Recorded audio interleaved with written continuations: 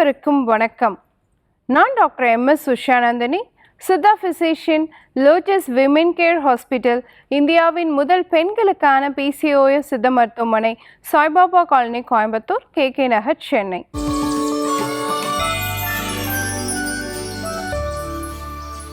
இனியவை என்ற நிகழ்ச்சியில் தொடர்ந்து நம்ம பெண்கள் சார்ந்த பல ஆரோக்கிய குறிப்புகளை பார்த்துட்டே பாருங்க.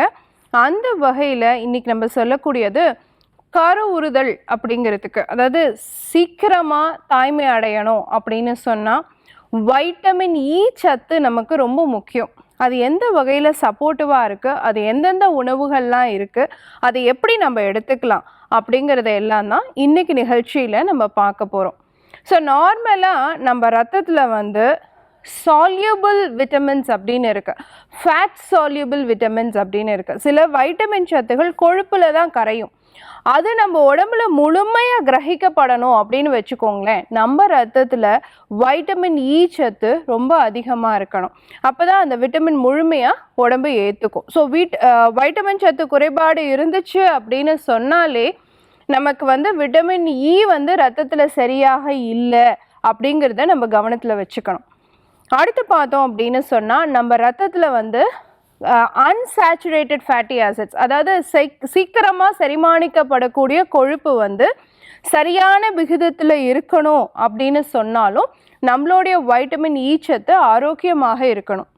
அதே மாதிரி பெண்களுக்கு இருக்கக்கூடிய ஈஸ்ட்ரோஜன், ப்ரொஜெஸ்ட்ரான், ஆண்களுக்கு இருக்கக்கூடிய டெஸ்டோஸ்டிரோன், இந்த மாதிரியான ஹார்மோன்கள், இதுக்கு செக்ஸ் ஹார்மோன்ஸ்னு பேர். இந்த ஹார்மோன்கள் எல்லாம் நம்ம ரத்தத்தில் சீராக இருக்கணும் அப்படின்னு சொன்னாலும் வைட்டமின் இ சத்து நம்ம ரத்தத்தில் ப்ராப்பராக இருக்கணும். அதே மாதிரி நம்ம சீக்கிரமாக தாய்மை அடையணும் அப்படின்னாலும் நமக்கு வைட்டமின் இ சத்து நிறைய தேவை.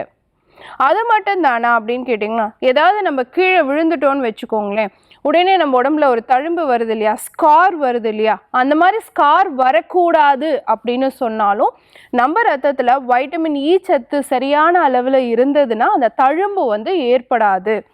அதே மாதிரி நம்ம ரத்தத்தில் நச்சு பொருள் எதுவும் சேரக்கூடாது அப்படின்னு சொன்னாலும் அதையுமே பார்த்திங்கன்னா முழுமையாக வெளியேற்றக்கூடிய தன்மை வைட்டமின் இ சத்துக்கு இருக்குது. ஸோ நம்ம உடல் ஆரோக்கியத்தில் வைட்டமின் இ சத்து எவ்வளோ பெரிய பங்கு வகிக்குது அப்படிங்கிறத நம்ம தெரிஞ்சிட்ருப்போம்.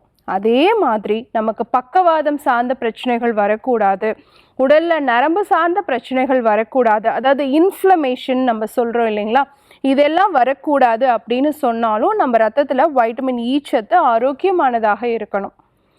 ஆண்களுக்கு அவர்களுடைய உயிரணு சார்ந்த ஹார்மோன்கள், இப்போ ஒரு உயிரணு நல்லபடியாக உற்பத்தி ஆகணும்னா அவங்க ரத்தத்தில் FSH, LH, டெஸ்டோஸ்டிரோன், இந்த மாதிரி ஹார்மோன்கள் எல்லாம் ப்ராப்பராக இருக்கணும். அந்த மாதிரி ஹார்மோன்கள் எல்லாம் சரியான அளவில் மெயின்டைன் ஆகிறதுக்குமே பார்த்திங்கன்னா வைட்டமின் இ சத்து கண்டிப்பாக தேவை. அதே மாதிரி அந்த உயிரணுக்களுடைய எண்ணிக்கையை அதிகரிக்கிறதுக்கும் அதனோட மொட்டிலிட்டி ப்ராப்பராக இருக்கிறதுக்கும் சரியான அளவில் கருத்தரிக்கக்கூடிய திறனில் அந்த உயிரணு உற்பத்தி ஆகிறதுக்குமே பார்த்திங்க அப்படின்னு சொன்னால் வைட்டமின் இ சத்து கண்டிப்பாக தேவை. அதே மாதிரி பெண்கள் இன்றைக்கி நிறைய பேர் கேள்விப்படுறோம், ஒரு 45 days வரைக்கும் வருது டாக்டர், கார்டில் பாசிட்டிவ் பார்க்குறோம், அதுக்கப்புறம் அபார்ட் ஆகிடுது, ஒரு 30 நாள் கழித்து அபார்ட் ஆகுது, பாசிட்டிவ் பார்த்த பிறகு அபார்ட் ஆகுது, 3 மாதம் கழித்து அபார்ட் ஆகுது, அது மாதிரி ரிப்பீட்டட் அபார்ஷன்ஸ் வருது அப்படின்னு சொன்னாலுமே அதுக்குமே வைட்டமின் இ சத்து குறைபாடு ஒன் ஆஃப் த ரீசனாக இருக்கலாம், அதுவும் ஒரு காரணமாக இருக்கலாம். ஸோ வைட்டமின் இ சத்து குறைபாடு இல்லாமல் பார்த்துக்கணும் யாருன்னா ரிப்பீட்டட் அபார்ஷன்ஸ் வரக்கூடியவங்க.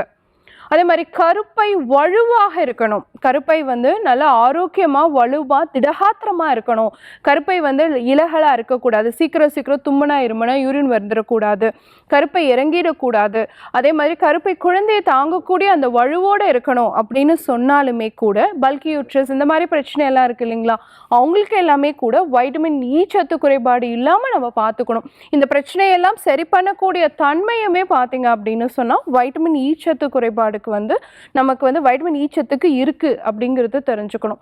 அதே மாதிரி ஒரு பெண் விரைவில் தாய்மை அடையணும் அப்படின்னா எந்த அளவுக்கு ஃபோலிக் ஆசிட் முக்கியமோ அந்த அளவுக்கு வைட்டமின் இ சத்துமே முக்கியம் அப்படிங்கிறது தெரிஞ்சுக்கணும். கருக்குழாய் அடைப்பு, கருப்பையில் வந்து நிறைய பேத்துக்கு வந்து பார்த்தீங்கன்னா நோய் தொற்று கிருமிகள் உருவாகிறது. கருப்பையில் அந்த கருக்குழாயில் வந்து பார்த்தீங்கன்னா நீர் கோர்த்துக்கிறது, ரத்தம் கோர்த்துக்கிறது, இதெல்லாம் நம்ம நிறைய கேள்விப்படுறோம். சீல் கட்டிக்கிறது, இதெல்லாம் கேள்விப்படுறோம் இல்லைங்களா? இது எல்லாத்தையுமே நம்ம குறைக்கணும் அப்படின்னு சொன்னால் நம்ம வைட்டமின் இ சத்து நிறைய சேர்த்துக்கணும் அப்படிங்கிறதையும் நம்ம தெரிஞ்சுக்கணும். அப்போது வைட்டமின் இ சத்து நிறைந்த உணவுகள்லாம் என்னென்னா அன்றாடம் நம்ம சேர்த்திக்கக்கூடிய உணவுகள் தான். ஆனால் இதை நம்ம கொஞ்சம் கவனமாக தேவையான அளவு கொஞ்சம் கூடுதலாக சேர்த்துக்கணும். நார்மலாக முளைக்கட்டின பயிர் வகைகள், குறிப்பாக பாசி பயிறு வகை இருக்கு இல்லையா, பச்சை பயிறுன்னு நம்ம சொல்கிறோம், அதுக்கு வந்து பார்த்திங்க அப்படின்னு சொன்னால் முளைக்கட்டினதில் வைட்டமின் இ சத்து நிறையா இருக்குது. அதே மாதிரி முழுமையான தானிய வகைகள், கீரை வகைகளில் நிறைய இருக்குது.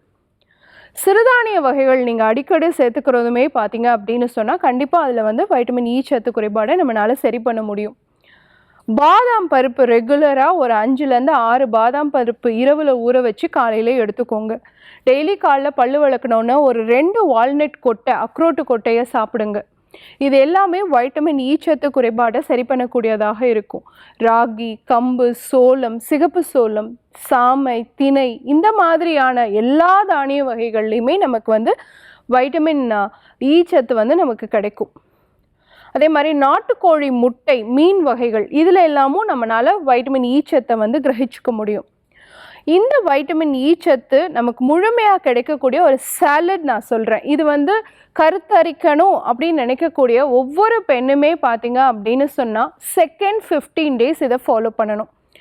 வெள்ளரிக்காயை வந்து தோல் சீவிட்டு அதை நல்லா ஒரு சாலட் பதத்துக்கு குட்டி குட்டி பீசஸாக கட் பண்ணி எடுத்துக்கோங்க.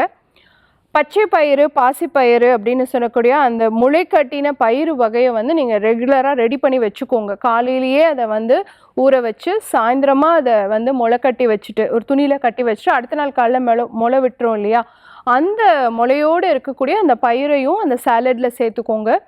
அது கூட வந்து ஒரு 2 ஸ்பூன் தேங்காய் எண்ணெய் சேர்த்துக்கோங்க. சால்ட் அண்ட் பெப்பர் சேர்த்துக்கோங்க. கொஞ்சமாக தக்காளி கட் பண்ணி அதோட சேர்த்துக்கோங்க.